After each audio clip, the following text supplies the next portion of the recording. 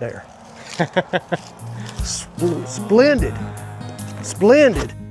Hello everyone, this is Daniel from First Upholstery, and I'm working with Jason from Moto Photo Adventures to build a camper door for the back of his soft-sided truck camper.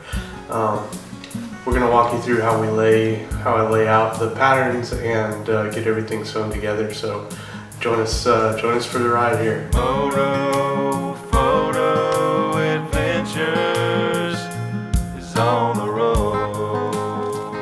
Daniel. Yes, sir. Well done. Thank you. Guys, Daniel White, First in Upholstery, and you're expanding, but we won't give that one away yet. Yeah.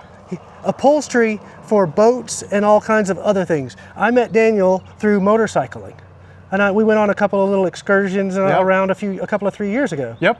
So when we got this thing, and I wanted to expand my sleeping arrangement, enter Daniel. Yeah. So tell me what you did here. Well, the first thing is where we got supplied the cloth and everything. Yeah, so. The material came from Wild Tops.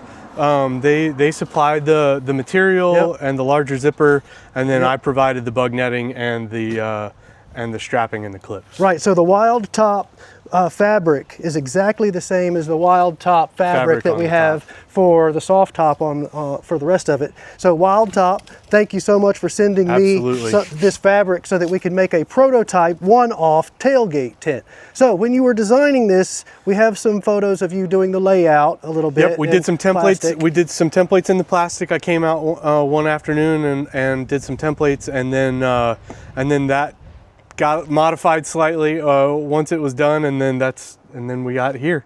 Cool. A couple of seams and some zippers and some cutting of some material, and now we're together. Fantastic. So when you were prototyping this, what are the considerations that you had in your mind to take into consideration while you were putting this thing together? Because this is version 1. This is version 1. Right, this is the very first time this has been on the truck.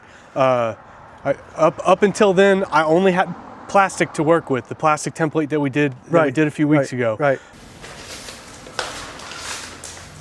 This is the template material that we use called Scrim, and I marked the pattern out in a red permanent marker, and I also notated that which side is the outside and which side is the inside, so that when we outline the pattern on the fabric, we make sure that it's facing the right direction when it's finished.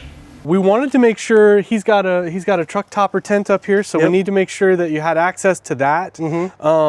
So the door entry needed to be wide enough that you could get in to your top camper here. You wanted some bug netting to make sure that if you had the sides down, that you could still get some breeze through without having to be completely enclosed.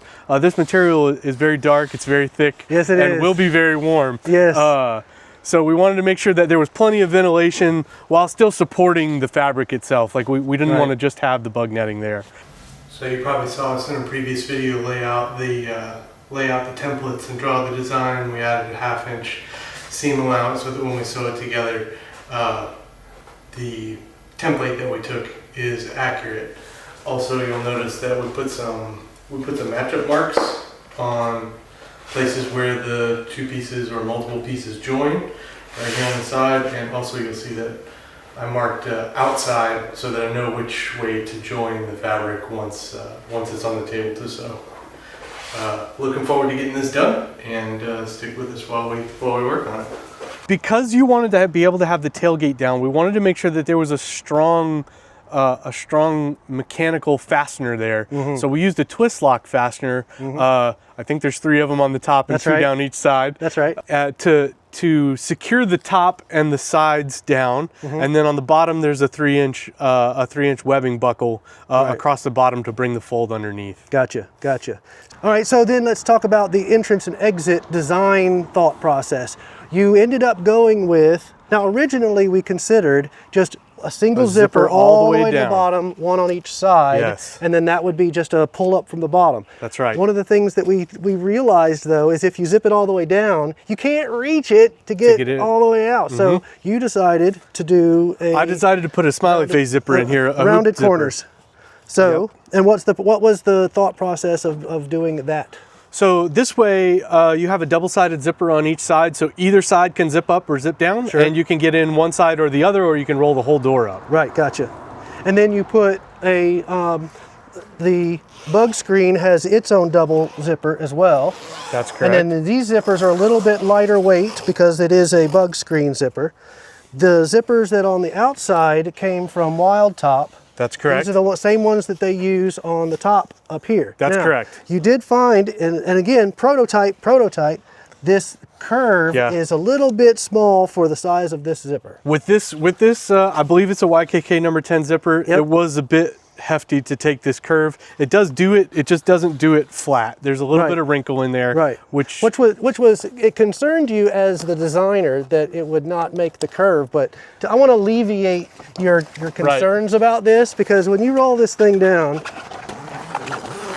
it makes that curve just fine.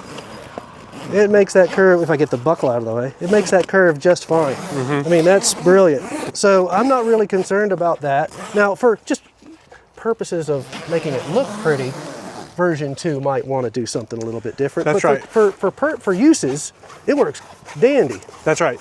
So instead of, on the next one, instead of using a YKK style zipper, this molded tooth zipper, I would probably go with a chain style zipper, which is the same style zipper that's on the bug netting. The bug netting is a number 5 chain zipper, and so you could go up to a number 10 on the outside here, and it would probably take this curve better. And then one of the concerns that I had, or not the concern, but a consideration when designing it, is to make sure that it was going to shed the rain properly. That's right. So with this coming down like this, you would automatically assume that if it's not tight, it would have a tendency to pool here. So what you did was you made these corner seams so that everything tucked under nicely with that strap and pulled everything taut. So any water that comes on this is going to slide right off. It's going to slide right off. That's going to be really cool.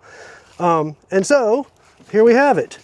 We can unzip the screen, and then I can roll that up on the inside, and with a second buckle, I can come across the other way and hold that up like this if I wanted to. That's correct. So what we're going to do on the inside then is I am going to cut the platform in half basically. So we'll have sleep side on one side, and then have a fold out or a footrest here to extend it, because I have a short bed. So 6 feet is about right here.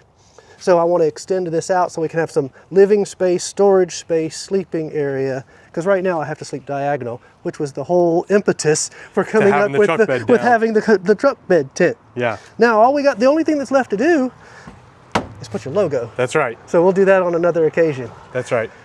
Thanks for watching. Wild Top, thank you. Daniel, thank you. Absolutely. First In Upholstery. That's Check correct. him out. If you want one of these, you can't have one. It's the only one, and it's mine. Hit the like and subscribe button. Take a look at all the other videos that we have on the B3, B4 truck overlanding build, and we will see you at any event that it happens to make it to. Bye. Excellent.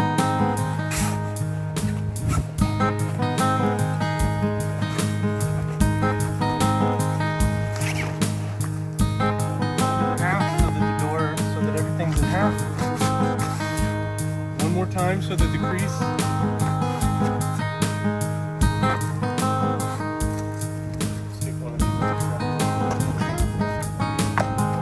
Let's head outside and take a motorcycle ride across the beautiful countryside.